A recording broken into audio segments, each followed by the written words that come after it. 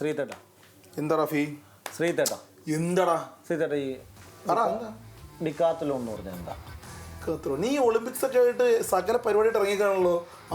ഡിക്കാത്തലോൺ റുജേഷ് അന്യായ പറഞ്ഞ ടെൻഷൻ വേണ്ട. ഇത് വലിയൊരു സംഗതിയാണ്. ഒരു ചെറിയ ഒന്ന് ഉദാഹരണം പറഞ്ഞാൽ 100 metre 200 metre 400 metre pole vault, നമ്മുടെ നീരജ് ചോപ്രയുടെ പിന്നെ എയർ ഐറ്റം, ജാവലിൻ ത്രോ, ഇതൊക്കെ ഒരാൾ ഒരു ഇവൻ്റായിട്ട് ചെയ്താൽ, അങ്ങനെ 10 ഐറ്റം ഒരാൾ ഒരു ഇവൻ്റായിട്ട് ചെയ്താൽ എന്തായിരിക്കും അയാളുടെ അവസ്ഥ?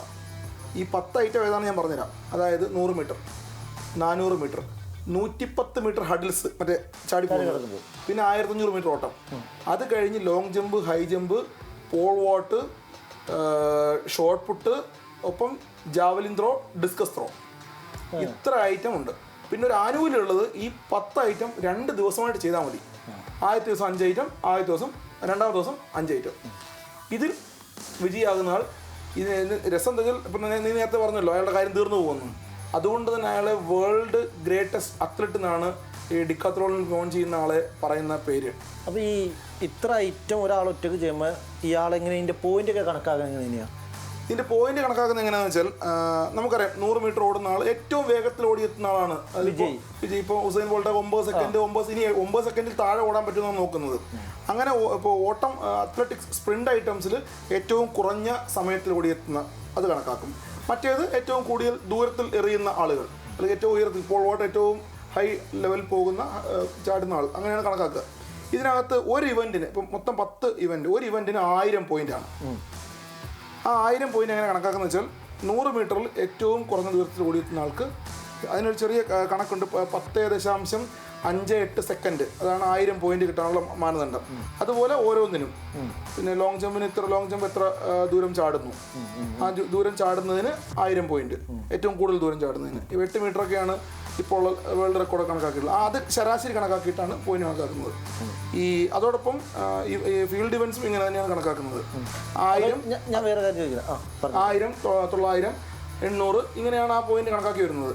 ഒരു 9126 പോയിന്റ് നേടിയ ആളാണ് വേൾഡ് റെക്കോർഡ് കൈവശം വെക്കുന്നത്.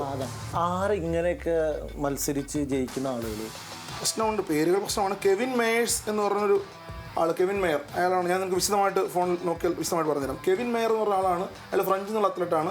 അയാൾ 2018 9126 പോയിൻ്റാണ് അയാൾ നേടിയത്. ടോട്ടൽ 10,000. ചെറിയ കാര്യമല്ല, കാരണം 1000 പോയിന്റ് മാത്രമേ അയാൾക്ക് കുറയുന്നുള്ളൂ. ഓരോന്നിനും അയാൾ ടോപ്പിലായിരുന്നു, ഒരൈറ്റത്തിലും പുറകിൽ പോകുന്നില്ല. അതുകൊണ്ട് തന്നെയാണ്. പിന്നീട് ഒരു ഡാമിയൻ വാർണർ നീ കേട്ടിട്ടുണ്ടാവും. ഉസൈൻ ബോൾട്ടിനൊപ്പം ഓടാനൊക്കെ തയ്യാറെടുത്തിരുന്ന ആളാണ്. കനേഡിയൻ താരമാണ്. 2021 അയാൾ പിന്നെ ഒളിമ്പിക് റെക്കോർഡ് അയാളുടെ പേരിലാണ്. പിന്നെ ഒരാൾ ആസ്റ്റൺ ഈട്ടൻ എന്ന് പറഞ്ഞിട്ട് അമേരിക്കക്കാരനാണ്. അയാൾ വേൾഡ് അത്ലറ്റിക് ചാമ്പ്യൻഷിപ്പിൽ ഈ റെക്കോർഡ് അയാളുടെ പേരാണ്. അയാളും നേടിയിട്ടുണ്ട് 9045 പോയിന്റ്. ചെറിയ കാര്യമല്ല. ഏഷ്യയിൽ നിന്ന് ഒരു കസാക്കിസ്ഥാൻ താരത്തിൻ്റെ പേരിലാണ് റെക്കോർഡുള്ളത്. ഏഷ്യയിലും ആഫ്രിക്കയിലും പൊതുവെ താരങ്ങൾ കുറവാണ്. അപ്പോൾ ഈ ഇതിനകത്ത് ഇന്ത്യൻ താരങ്ങൾ എങ്ങനെയാണ്, അവരുടെ ഒരു പാർട്ടിസിപ്പേഷനൊക്കെ എങ്ങനെയാണ്? പാർട്ടിസിപ്പേഷൻ നമ്മൾ ഈ ഏഷ്യാഡ്, കോമൺവെൽത്ത് വരെയൊക്കെ നമ്മുടെ പാർട്ടിസിപ്പേഷൻ ഉള്ളൂ. കാരണം ഇതൊരു ഇത്രയും ഐറ്റം 2 ദിവസം കൊണ്ട് കംപ്ലീറ്റ് ചെയ്യാൻ പറഞ്ഞാൽ വലിയ പാടാണ്. നമ്മളതുകൊണ്ട് തന്നെ ഏഷ്യയിൽ നിന്നും പിന്നെ പൊതുവെ ആഫ്രിക്കയിൽ നിന്നൊക്കെ താരങ്ങൾ ഈ രംഗത്ത് പിന്നെ മുന്നോട്ട് വരുന്നത് കുറവാണ്. ഇന്ത്യ പൊതുവെ വീക്കാണ്. ഈ ഒരു നമ്മൾ തന്നെ ഡിക്കാത്തലോൺ എന്നുള്ള പേര് പിന്നെ അപൂർവമായിട്ട് മാത്രമാണ് നമ്മുടെ താരങ്ങളുടെ പേര് ചേർത്ത് കേൾക്കുന്നത്. ഇന്ത്യയിൽ അങ്ങനെ ഒരു താരവും ലോക നിലവാരത്തിലേക്ക് ഇതുവരെ ഉയർന്നു വന്നിട്ടില്ല. കാരണം നമുക്കറിയാം, അത്ലറ്റിക്സിൽ ഒളിമ്പിക്സിൽ പങ്കെടുക്കുന്നതിനെ നമുക്ക് വലിയ പിന്നെ ഭാഗ്യമായി കണ്ടിരുന്ന കാലമായിരുന്നു. നീരജ് ചോപ്ര വന്നപ്പോഴാണ് നമുക്കും പറ്റുമെന്നുള്ളൊരു രൂപത്തിലേക്ക് വന്നത്. അപ്പോൾ എന്തായാലും ഇപ്പോൾ ഭാവിയിൽ ഡിക്കാത്തലോണിൽ നമുക്ക് ഇന്ത്യൻ താരങ്ങളെ പ്രതീക്ഷിക്കാമെന്നേ പറയാൻ പറ്റൂ. ഇല്ലെങ്കിൽ നീരജ് ചോപ്രയെ കൊണ്ട് എല്ലാ ഐറ്റവും ചെയ്യേണ്ടി വരുമെന്ന് എനിക്ക് തോന്നുന്നത് ഈ അടുത്ത കാലത്ത്. ഇനിയിപ്പോൾ അങ്ങനെ ഒരു ഐഡിയ നമ്മളായിട്ട് ഫെഡറേഷന് കൊടുക്കണ്ട. ശരിയെന്നാ. ഓക്കെ, ശരി.